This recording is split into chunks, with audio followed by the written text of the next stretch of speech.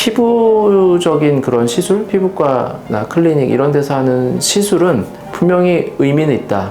그리고 도움은 된다. 그런데 그런 시술을 받으면서 정말 근본적인 어떤 치료나 교정을 생각하시는 거는 조금 그건 좀 다시 생각해 봐야 된다. 작은 노력으로 뭐 조금 좋아진다. 이런 거에 정말 큰 의미가 있다고 생각해요, 저는. 근데 이제 조금 어떤 부분은 있냐면 만약에 그렇게 시술을 받았어요. 근데 이런 분들이 나는 조금 더 좋게 하고 싶다. 이래서 수술을 하러 오실 수 있죠. 그럴 때는 조금 이제 이전에 받았던 시술이 이후에 받을 수술에 영향을 줄 수도 있어요. 안녕하세요. 상담 오선생의 오선생입니다. 오늘 여러분들께 말씀드릴 내용은 피부과 눈밑 시술과 성형외과 눈밑 수술의 차이에 대한 내용입니다. 영상 시청에 앞서 구독과 좋아요 부탁드립니다. 저희가 다크서클 개선에 있어서 눈밑 수술만 있는 건 아니죠. 오히려 눈밑 시술을 더 많이 하실지도 몰라요. 수술이라는 건 사실 상당히 겁나는 일이거든요. 어떤 분께서 저보고 왜 하얀검 안 하시냐고 그러는데 사실 저도 수술 받는 게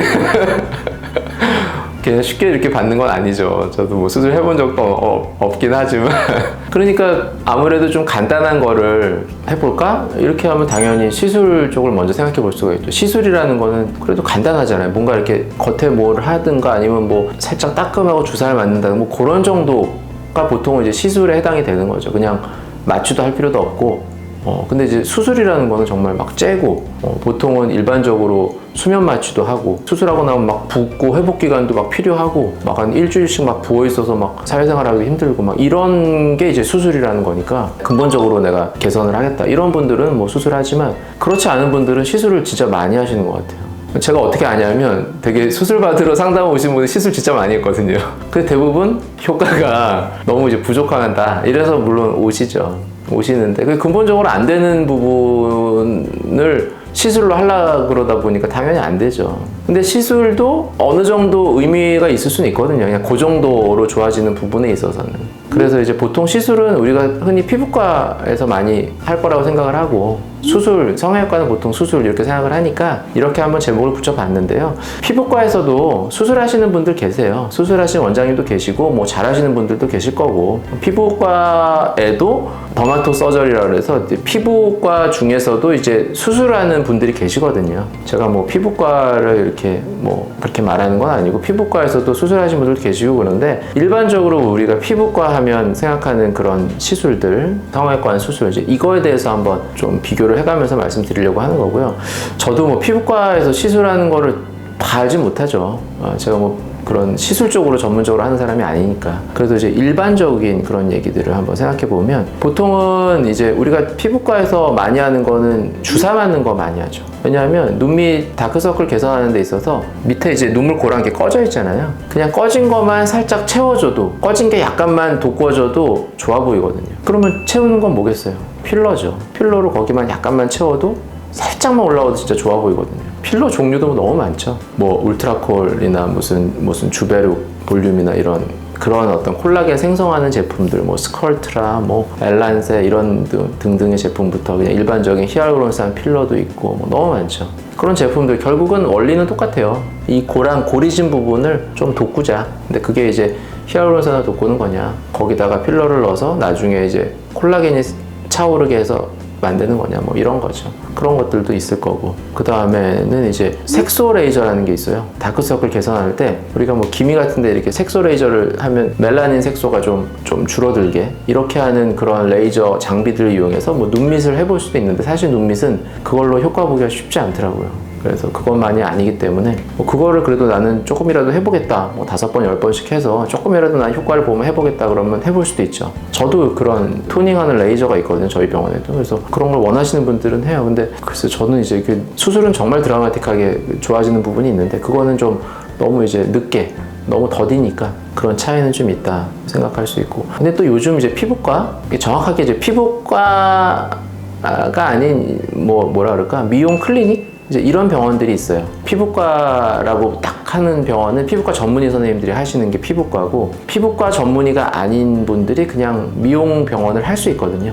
의사가 무슨 과를 하든 그런 제한은 없어요. 다만 내가 전문 분야가 아니니까 쉽게 못할 뿐이죠. 근데 이제 미용 분야를 성형외과나 피부과 전문의가 아닌데도 해도 돼요. 뭐 그냥 쉽게 그냥 일반적으로 말할 때 뭐 클리닉이다 이런 말들을 많이 하더라고요. 그래서 이제 그런 병원들에서도 이런 시술들도 많이 하죠. 저도 이제 그런 상담 오신 분들을 통해서 경험한 게, 그런 병원에서 이제 레이저를 이용한 뭐 눈밑 지방 수술 뭐 이런 거를 하신 분들이 있어요. 레이저를 이용해서. 그래서 보니까 눈밑 지방을 줄이는데 이제 레이저를 이용해서 이제 뾰족한 그런 침 끝에서 레이저가 나오는데, 이거를 이렇게 뚫고 속에 이제 눈밑 지방층에 위치를 시킨 다음에 레이저를 쏘면 이제 그 지방층이 열을 받아서 이제 좀 일부 이제 없어지겠죠. 그러니까 지방을 태우는 거예요. 태우면 당연히 지방의 볼륨이 줄어들죠. 그렇게 만들어서 약간 레이저를 이용한 지방 제거하는 효과, 그거를 하시는 분들이 좀 계시더라고요. 그래서 그렇게 하시는 분들도 봤고, 그게 이제 피부과에서는 좀 큰 그런 시술이 되겠죠.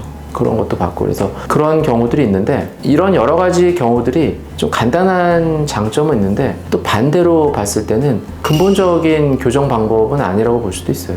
눈물고랑이라는 게 뭐 영상 제 거 많이 보신 분들은 아시겠지만, 눈물고랑은 눈물고랑 인대라는 거에 의해서 생기거든요.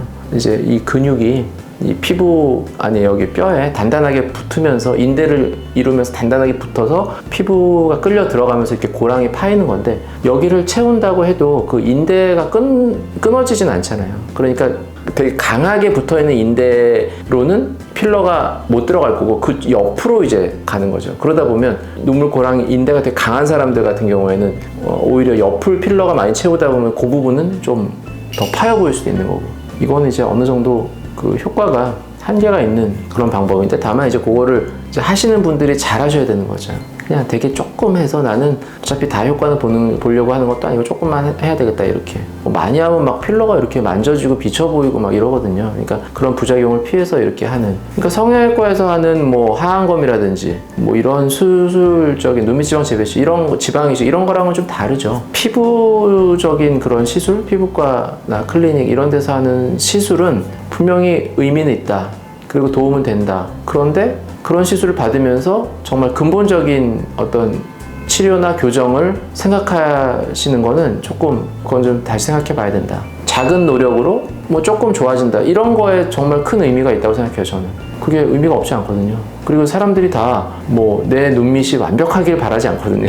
완벽한 모양을 저는 뭐 그렇게까지 필요 없어, 이런 분들 되게 많아요. 그냥 지금 이렇게 심한 게 조금 덜 심한 걸로도 충분해요, 이런 분들도 많아요. 그러면 얼마든지 이런 시술도 의미가 있다. 근데 이제 조금 어떤 부분은 있냐면, 만약에 그렇게 시술을 받았어요. 근데 이런 분들이 나는 좀 더 좋게 하고 싶다, 이래서 수술을 하러 오실 수 있죠. 그럴 때는 조금 이제 이전에 받았던 시술이 이후에 받을 수술에 영향을 줄 수도 있어요. 수술하는 사람 입장에서 이제 그런 거를 굉장히 많이 잘 물어봐요. 근데 대부분 처음에는 하신 적 없다고 막 그래요. 그럼 이렇게 만져보거든요, 눈밑을. 근데 이게 뭐가 있는데 이렇게 해서 분명히 뭐 맞으신 것 같은데, 그러면 뭐 옛날에 그런 거 같기도 하고 이렇게 말씀하시거든요. 그래서 시술은 그만큼 굉장히 부담 없이 되게 하실 수 있는, 기억에 남지도 않는 이제 이런 거일 수도 있는데, 그 다음에 수술하는 사람들한테는 이게 영향을 줄 수 있죠. 그래서 그게 이제 심한 경우에는 그 부분, 막 필러 같으면 그 부분을 막 제거를 해야 된다든지, 수술하는 과정에서 이럴 수도 있고, 또 제거를 하는데 뭐 그런 위치한 층에 따라서 제거가 다 안 될 수도 있고, 제거를 안 하면 뭐 재배치를 했는데 이게 그 필러 맞은 부분이 오히려 볼록하게 튀어나와서 모양이 이상하다든지, 뭐 여러 가지 경우들이 있을 수 있어요. 그리고 또 필러가 있으면 필러를 녹이고 하고 싶은데 뭐 녹이는 주사를 한 2번씩 맞았는데도 잘 녹지 않고, 이거는 이제 오래돼서 그 필러 주변에 막이 생겨서 뭐 흡수가 안 되는, 뭐 이런 여러 가지 경우들이 있죠. 그리고 제일 힘든 거는 이제 눈밑 지방을 레이저로 이렇게 녹인 경우, 고랑은 안 펴져 있는데 지방만 줄어든 경우이기 때문에, 내가 고랑을 피려면 내 눈밑 지방이 좀 있어야 이렇게 밑으로 내려서 고랑을 필 텐데, 지방은 별로 없는데 고랑은 깊고, 이러니까 이거를 내려서 필 지방이 별로 없는 이제 곤란한 경우들도 있고, 그냥 시술을 잘 받고 도움이 되는 경우도 있지만, 조금 이제 이런 부분도 살짝 시술 받기 전에 한번 생각해 보실 수는 있다. 글쎄, 더 좋은 거는 시술 받기 전에 한번 성형외과에서 수술적으로 어떻게 그러면 좋게 할 수 있는지도 한번 얘기 들어보는 것도 괜찮겠죠. 사실 상담하는 거 뭐 힘든 거 아니거든요. 물론 이제 바쁘시지만 이제 시간을 내긴 하셔야 되지만 그래도 한번 뭔가를 내 몸에 뭔가를 받을 때는 그게 남을 수 있거든요. 시술이든 수술이든 한번 충분히 그 전문의랑 상담을 한번 하시고 그 다음에 나중에 선택해도 되잖아요. 뭐 바로 뭐 해야 되는 거 아니니까. 그렇게 하시면 조금 도움이 되지 않을까 해서 이런 내용을 말씀드리게 됐습니다. 그러니까 눈밑 지방 재배치도 지방이 많이 불룩한 사람은 고랑을 아무리 채워도 불룩한 지방 때문에 효과 보기 힘들어요. 그래서 보통 이제 필러 시술하는 경우는 지방이 별로 없는 경우, 그런데 고랑이 꺼진 이런 분들은 하면 좀 나아요. 그런 분들 많이 하고, 지방이 많이 불룩하다 이런 사람은 시술을 해서 효과 보기가 좀 쉽지가 않아요. 그래서 아마 피부과 선생님도 그런 경우는 지방 재배치 하는 게 좋겠다고 아마 안내를 하시는 것 같고, 그래서 오시는 분들이 있거든요. 이거 피부과 갔는데 그냥 수술하시는 게 나을 것 같다고 해서 왔다고, 이런 분들이 있고. 하한 거는 물론 더 하죠. 지방만의 문제가 아니라 근육, 피부 다 처져 있고 주름이 져 있으니까 이런 경우는 이거 남는 거를 어떻게 해결을 해야 되는데, 단순히 채우는 거 그 다음에 탄력을 주는 이런 정도로는 조금 한계가 있죠. 어떤 피부과적인 시술만으로는 효과 보기 더 힘들겠죠. 하안검을 해야 될 정도의 상태라면. 그래서 시술은 좀 젊은 분들이 훨씬 많이 하는 것 같긴 해요. 나이가 드신 분들도 이제 처음 하다 보니까 한번 해보는 거죠. 근데 하고 났는데 처음엔 좀 좋은 것 같거든요. 왜냐하면 처음에 약간 붓기가 좀 있거든요. 시술이라도 살짝 부을 때는 눈밑이 좋아 보여요, 항상. 근데 붓기 빠지면서 이제 좋은 느낌이 좀 덜하죠. 그러다 보니까 또 그 좋은 느낌 때문에 그럼 이거 수술하면 좋아지나? 이렇게 해서 오신 분도 계시고. 지금까지 피부과적인 눈밑 시술과 성형외과에서의 눈밑 수술에 대한 차이에 대해서 말씀드렸고요. 더 궁금하신 점 있으시면 댓글로 남겨주시면 제가 직접 답변 달아드리도록 하겠습니다. 지금까지 상담 오선생의 오선생이었습니다. 감사합니다.